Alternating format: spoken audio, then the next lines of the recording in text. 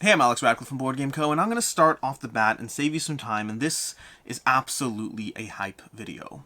Straight up, whatever kind of definition you want, this is a hype video. These are 11 absolutely fantastic games that are basically available to all back right now or to back upcoming very shortly, and the reason that warning is relevant right now is if you want to save money, if you don't want to back a bunch of games, if you can't currently afford to listen to me go on and on about how much I love these games, then you should skip on this video now. You should pass on this one, go to the next one. I put up 5 reviews a week. Most of those are getting like 3s, 3.5s, maybe the occasional 4. Most of the games I cover are good but not great. That's just the numbers.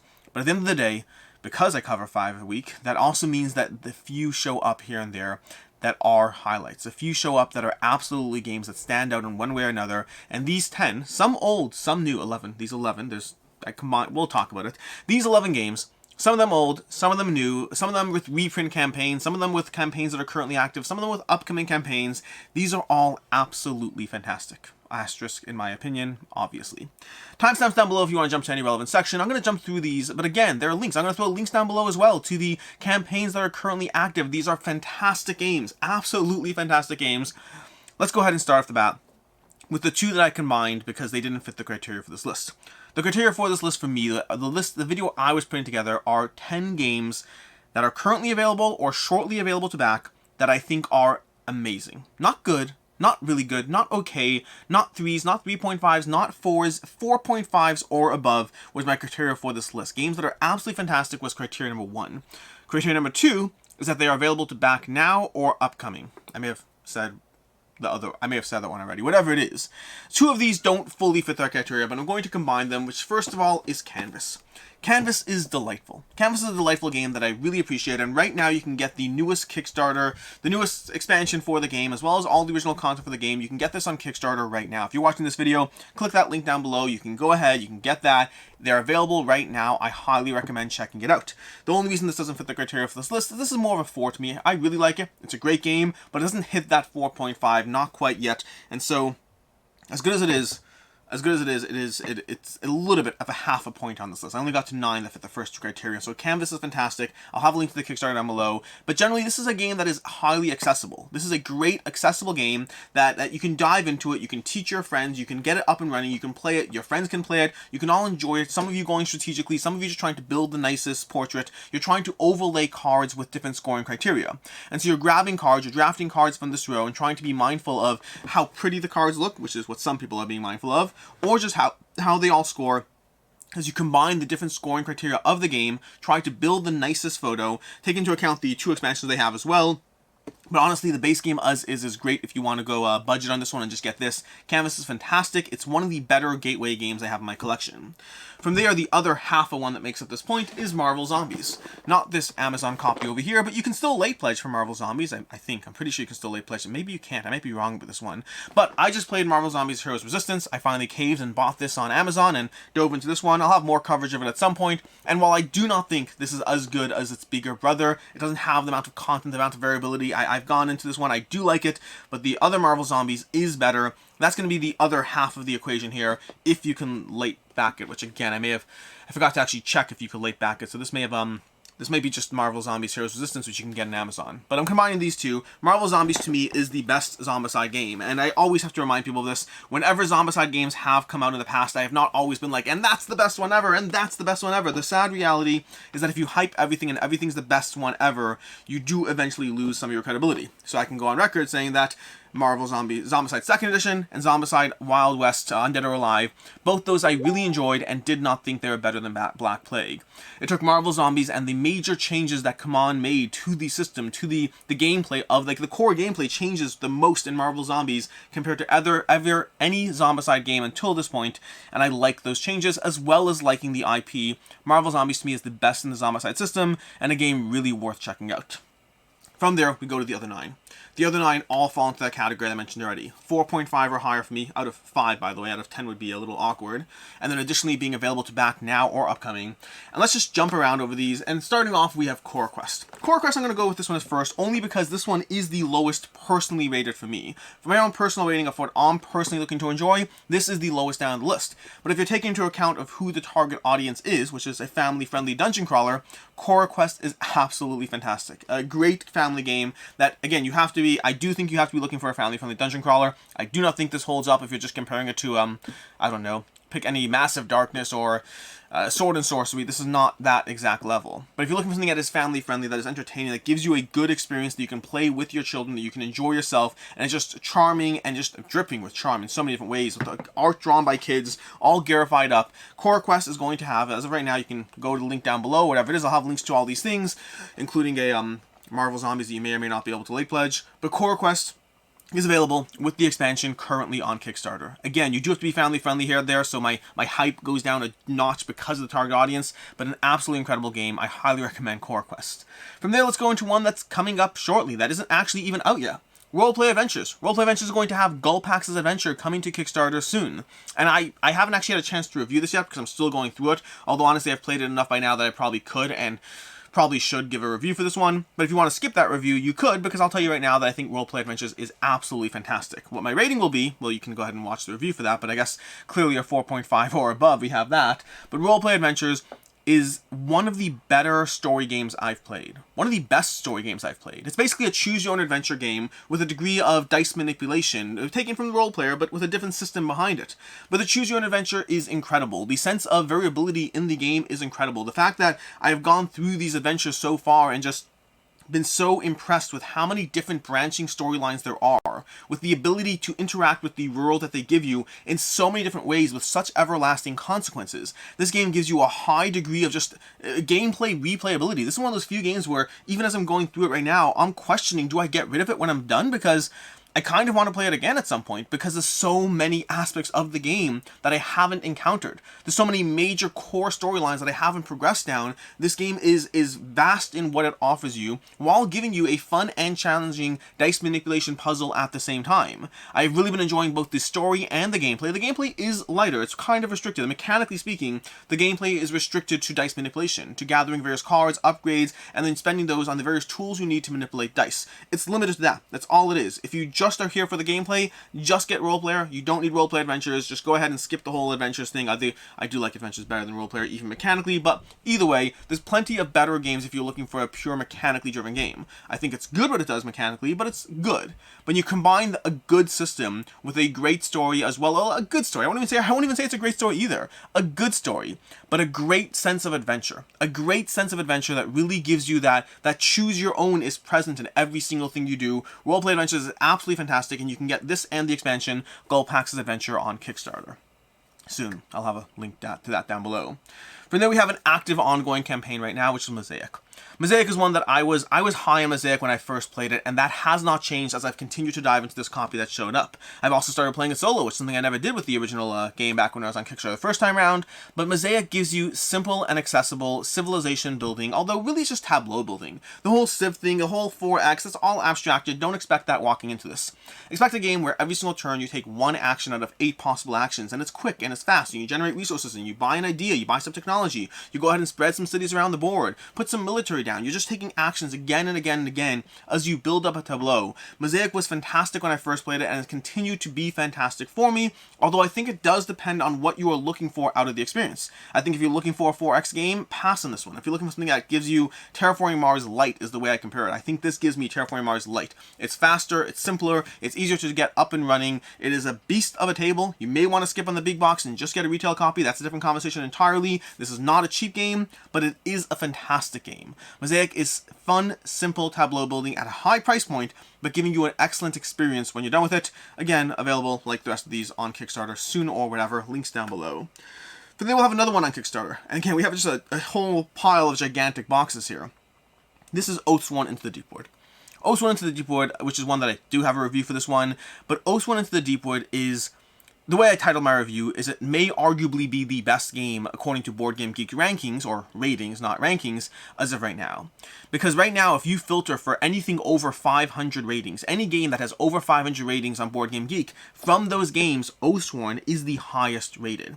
The reason that filtering is relevant is because otherwise you can have 2 or 3 games that have a few ratings of 10, and then boom, it's a 10 based on 3 ratings. You need those numbers in place to actually give you a degree of here are all the people who actually experienced it, enjoyed it, and a degree of critical pushing down the numbers. And with 1,500 ratings or somewhere in that range, Oathsworn is the highest rated game once you go past that 500 mark. It's a 9.28 or something like that. When you're talking about games like Gloomhaven is like an 8.7 or something like that. I mean, we're talking about a fairly large difference. Oathsworn is loved by the people who have dived into it. Now, it is a big box, and that comes at a big price, and if you're looking for my opinion of whether you should get the standee version or not, honestly, if you're even debating it, I think you should just get the standee version. It'll make the game easier to table, to store, I mean, I have 4 giant boxes for this game. It is obnoxious, it is overwhelming, it is not worth 4 giant boxes. This is 4 boxes the size of Gloomhaven. It's not worth it unless you're that committed to it, in which case you're not listening to me anyway. But Oathsworn gives you a degree of story, a degree of adventure, a degree of mechanically playing down your cards, building out your character, upgrading your stats, your characters, your weapons, your gear, all those things as you dive into an adventure with story, with choose your own adventure, as well as a boss fight with taking down the enemy in front of you and trying to take off its head, take off its legs, figure out the way to slaughter it slowly but surely in this game that is both mechanically deep as well as giving you a great story, as well as giving you production value off the chart. Oathsworn is not cheap. Many of these games here are not cheap. Some are cheaper than others, but Oathsworn is absolutely fantastic. Link down below to all of these. I don't get any, but just for record, I keep saying link down below, just so on the same page. I don't benefit at all if you back any of these things. Not on the slightest. There's no referral links, no any of that stuff. I'm just letting you know so you have the fastest way to find it in case you're wondering. And with that, we'll start moving up this side. We have Cthulhu Death May Die.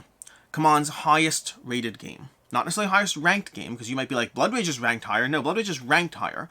Cthulhu Death May Die, which is just outside the top 100 on Board Game Geek, has consistently been climbing again and again and again as the years have gone on, as people have found and loved this game. Cthulhu Death May Die is CMON's highest rated game. Again, popularity versus ratings are different things, and Cthulhu Death May Die edges out their other games as being the highest rated game when you take into account the pure rating and not the number of ratings. This is their most loved game, not counting expansions or reprints or any of those kinds of things. This is their highest rated game, and I arguably agree with that. I do love Blood Rage, so I have a hard time really saying it, but they are neck and neck, so I'll go ahead and say either one is fine. But Cthulhu Death May Die is coming back to Kickstarter with the Season 3, Fear of the Unknown, a standalone project. I still don't know if they have original content for it. By the time you watch this video, you can actually check out whether you can back the original stuff. I honestly don't know, nor do I care, because all of what they have will be fantastic. Cthulhu Death May Die, every single time I play it, I have a good time. This, by the way, if you're looking at my personal ratings of, not ratings, my personal logged time of the most plays I have of any game system, it's basically Gloomhaven, followed by Zombicide, I think. And Zombicide, to be clear, Gloomhaven's number 1 if you count all the Gloomhaven systems. Crimson Scales, Gloomhaven, Jaws of the Lion. Then Zombicide's number 2 for the most hours I have dived into a game. Again, if you count all the systems, if you include Zombicide and Zombicide, Black Plague, Invader, Marvel Zombies, if you count them all, Zombicide's number 2. And Cthulhu Death May Die is my 3rd most time spent in a game system. And if you don't count peripherals and offshoots, Cthulhu Death May Die is number 1. It is my most played game if you count a single title without counting the line itself. I love Cthulhu Death May Die, and I have spent hours and hours and hours, hundreds of hours in this game system.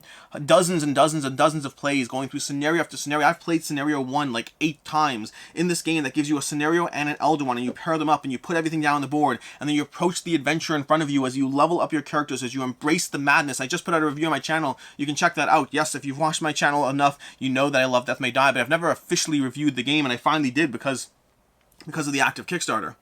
Fear of the Unknown is on Kickstarter, and it's one of the best games in my collection. It's one of those games that every time I play it, I'm like, you should be my number 1 game of all time. It's always hard to actually say that, though, because then I play the number 1 game, and I'm like, actually, I do like the number 1 game of all time quite a bit, as it is. Cthulhu Death May Die is one of my favorite games. It is the most played single title in my collection. It is an incredible experience that I highly recommend. It's the game that began my obsession with Kickstarter. It's not my first Kickstarter game. It's the one that took me from backing things I occasionally saw to diving fully into the Kickstarter ecosystem. And for that, I don't necessarily appreciate it, but the rest of it, I very much do. Then we have Spirit Island. Over on BackerKit, again, links to all these things, but Spirit Island and BackerKit, currently seeing its, what, 4th expansion, I believe? I think we have Spirit Island, we have Branch and Claw, we have Jagged Earth, and then we have Nature Incarnate, I think is the newest one. But Spirit Island over on BackerKit, giving you the third big box expansion if you exclude spirits and promos and all those things, and Spirit Island is fantastic. I just dove into, I dove into Horizons of Spirit Island for the first time last night. I mean, it's good. It's basically just more Spirit Island. Honestly, the only reason to own this if you like Spirit Island is if you just want the 5 new spirits. Otherwise, you can totally pass on this, but that is a side point. Let's go back to our regularly scheduled content. We have Spirit Island, which is incredible. Spirit Island is an incredible game that gives you one of the better co-op systems that you can find. It's one of those games that I still need to dive into the expansions. Yes, I read the rules for Jagged Earth today with the hopes of actually playing the expansion sooner rather than later. But nonetheless, expansion or no expansion, Spirit Island gives you a game, and it gives you one of the favorite things I like in games. You see, I like winning games. Most people do, after all. Winning games is fun. But then again, I want to feel challenged, because not feeling challenged just feels like, okay, congratulations, you just win. Roll a die. If you get a 2 or a 6, 2, 3, 4, 5, or 6, you win. If that's not a game, that's just like, well, first of all, it's literally not a game, but I want games to feel like a challenge. I want games to feel difficult, but I also want to win them. And Spirit Island always gives me the best of both worlds. Spirit Island is a game that I almost always win this game. But I also always feel like I'm about to die. No matter what happens, I feel that challenge as I try to mentally crunch the numbers and figure out which card I can play with which spirit, which thing I'm going... Well, you actually have to play the card to the spirit that owns the card. But which card I'll play, what spirit powers I'll use. You try to figure out the puzzle of the system as you build up your deck, as you add more cards, minor and major powers to your hand, as you look slowly at the progression of the board, at what's going to be ravaged, what's going to be built, what's going to be explored. You can't actually look at what's going to be explored. You just have to, like, kind of have it happen. But you go through the system, figuring out how to optimize everything in a game that constantly feels like you're overwhelmed and dying, but then usually, more often than not, you can persevere. More often than not, you can actually find that win. But if you don't like that, if you actually do want it to be difficult and not just feel difficult, you can consistently level up the experience. You can slowly level up the difficulties. The Spirit Island gives you tiers as you get better and better at managing and predicting what the game will do. It throws more at you, and it's a fantastic experience. A fantastic experience that I have loved. It's been in my top 10, or just outside my top 10, again and again, ever since I've played it. And supposedly, the expansions only make it better, which is important, because honestly, it's getting a little bit predictable at this point, and I need to start diving into the variability of the events that that Branch and Claw will throw my way. But I love Spirit Island, and you can get Nature's Incarnate or any of the previous content currently over on BackerKit. Then we have Unconscious Mind. Unconscious Mind is going to be one of these upcoming campaigns. It's launching soon, but not I think within early November, I believe. Again, links to all the stuff. But Unconscious Mind is the follow-up to Endless Winter, and it's a game that whenever I play these follow-ups to games I love, I recently loved Encyclopedia from Holy Grail Games. I adored it. I thought it was excellent. And then I played Copen Dying City from them as their next title, from the same designers, from the same company, and I played it, and it was good. It was very good. It was a 4 out of 5. It's still a good score, but it wasn't Encyclopedia to me. And honestly, that's the way things typically go. More often than not, if you're playing a game from the same company, it's not going to live up to your last high. I love Ivy Games. I love Mythic Mischief, but the next time I play their next game, is it likely to be another 5? I don't know, maybe, but odds are probably not. And so I walked into Unconscious Mind from Fantasia Games. Again, Endless Winter is a 5 out of 5 for me, a game I adored, a game that I have continued to play, and still love it. And I walked into Unconscious Mind. They're only their second title. And I wasn't sure what to expect necessarily, but as I played it again and again, Unconscious Mind is fantastic. Absolutely fantastic. This one, again, I don't know when my review is up. It might be after this video, but it's rated very high, we'll put it that way. Obviously a 4.5 or above, you can check that out, but Unconscious Mind is incredible. It is another hit from Fantasia Games, another game from them that just blew me away. The game's systems, it's a midweight Euro, but with so many interchaining systems and a degree of tableau building, and every time you take an action, it does multiple things. I love it when games let me do multiple things in a single action. You do this, and it triggers spiraling out into different ways, giving you a lot to consider and a lot to go for as you figure out how to build up a chaining system of ecosystems, as you figure out how to build your tableau, what pathway you're going for, how to trade in that resource, how to use it to heal that patient, to be mindful to move your person around the clock over there, trade in your coffee to get that extra. You're doing everything in this game, but it's not actually overwhelming. It's a lot to take in that first play, but it all flows very smoothly. Unconscious Mind, it looks better than Endless Winter, and I thought Endless Winter looked fantastic, and it arguably might be better than Endless Winter. I love Unconscious Mind, and you absolutely should be paying attention to it if your tastes align with mine. This is a good relevant point to point out that these are all my opinions, which I mentioned earlier, but if your tastes align with mine, this is a good video to indicate what you should be paying attention to. If your tastes don't align with mine, well, I appreciate you sticking around this long. From there, we're going to skip Slay the Spire. We'll come to that one last, and we'll go to Destinies. Destinies Witchwood is currently, Destinies Witchwood is currently on GameFound. I have to like mentally check what's where at this point. But Destinies Witchwood is currently on GameFound with the follow-up to Destinies, and Destinies is a game I adore. Destinies is a game that I love that gives you, again, great story, great exploration, mechanically light, similar to roleplay adventures. If you're just interested in Destinies for the mechanics, there are better games, many better games that I can recommend for you. But if you like the system, if you like the progression, if you like the exploration, if you like that moving into scenario and having those adventures and having those interactions, if you like all of that, and if you're okay with an app-driven game, because it absolutely is an app-driven game, Destinies is amazing, and Destinies Witchwood just continues in what Destinies was doing. It just continuing to give you more of the goodness out of the Destinies system in a way. If you like Destinies, you should be paying attention to Destinies Witchwood. It is more of the same, and if you missed out on Destinies, you can go ahead and get your hands on some Destinies content. Destinies is a fantastic game. Again, exploration-based, some degree of push your luck, of rolling dice. There's a degree of management and mechanics in there, a degree of leveling up your character, of finding what you need to find, but ultimately it's about the experience. It's about a scenario-driven game in which you try to figure out the story, the pathway, and what your place in this world is. It is excellent, and it's, well, I'll link down below and all that stuff. And then finally, we have Slay the Spire.